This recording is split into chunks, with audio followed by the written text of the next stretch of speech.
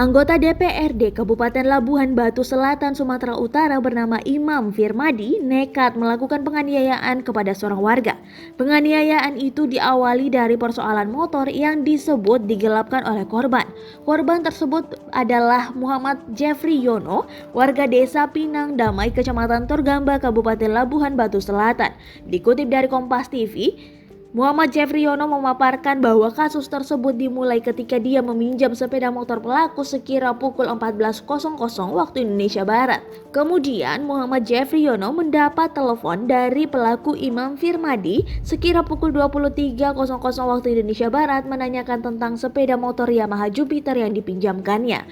Diduga kuat terkait peminjaman sepeda motor terjadi perselisihan.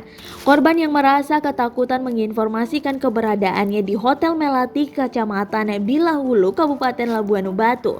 Kemudian Imam Firmadi bersama 3 orang rekannya menjemput Muhammad Jeffrey Yono menggunakan mobil untuk dibawa ke Cikampek, Kecamatan Torgamba, Kabupaten Labusel.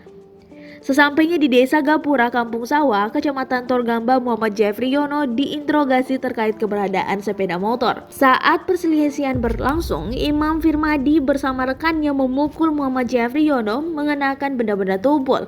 Imam Firmadi kembali menyiksa Muhammad Jeffrey Yono hingga akhirnya mencabut kuku kelingking kaki kirinya. Beruntung warga yang melihat berinisiatif membantunya sehingga nyawa Muhammad Jeffrey Yono bisa terselamatkan.